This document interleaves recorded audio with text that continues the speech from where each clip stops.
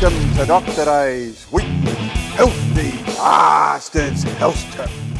Hey folks, this week's health tip is thanks to Bill down south who emailed me and he said, hey Doc, I'm getting nightmares. What can I do about it? Well, I'll tell you what, Bill, if you want to understand about nightmares, you just need to know what dreams are. So what is a dream? So dreams are images or emotional experiences that you get when you're asleep.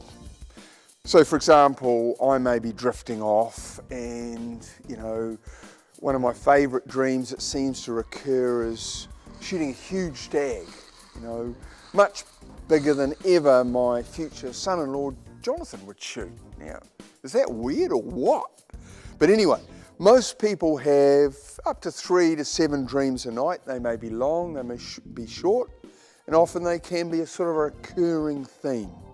Now, no one really understands what they're about, but it seems that dreams are a way of viewing your unconscious mind, the mind that's below your sort of conscious awareness. There's a lot of stuff going on in your head that you don't actually know about.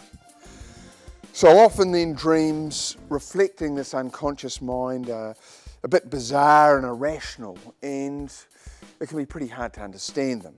But, you know, they can be about certain experiences, they can be exciting, they can be a bit adventurous or a bit depressing. They can even be sort of, don't get me wrong, randy sort of dreams, you know what I mean? They're just reflecting what's going on in your unconscious mind. Now, since the beginning of time, well, civilized societies anyway, 5,000 years, these societies have been, and experts within them, have been trying to sort out, you know, what do dreams mean, why are they significant? And so you get all sorts of weird and wonderful ideas, but in the end, no one really has the answer. You might have the early Egyptians thinking, well, it was actually the gods talking to them. Whereas you might have a big brainy bastard like Sigmund Freud, one of the big psychiatrist fellas, saying, well, it actually reflects one of your deep sort of insecurities. This is too heavy for us bush pilots, fellas. This is too heavy. So if you're like Bill and start getting nightmares, the first thing you need to do is just chill out. What's causing these bloody things, all right? Is it a physical illness, like you might have the flu and a high fever? Has your bloody doctor started a new medication and one of the side effects is nightmares and he hasn't told you? Like particularly some of the beta blockers, some of the blood pressure pills, they can cause nightmares. Stop the pill, nightmares go away.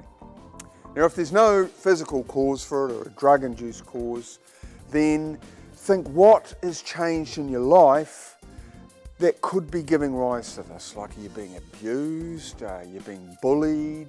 Is your boss a dick? You know, like something could be tied up with that. And often if you really think about it, there is something going on to that effect. And so what you need to do is to talk to someone you can trust. Not any pea-brain who's going to laugh at you, because often personal stuff comes out. So you need to talk to someone you can trust, whether it's a close friend, obviously if you're lucky with a loving partner, whether it's a man or a woman, who cares, but someone you love, you know, tell them what's happening. No luck, go and see a really good counsellor, psychologist or GP. Just get it out in the open, okay? And often by doing that, the whole nightmare situation goes away.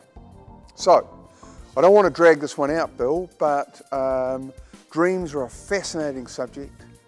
But if they go AWOL on you and you end up with nightmares, they can usually be sorted out by looking for the cause and to talking to someone you trust.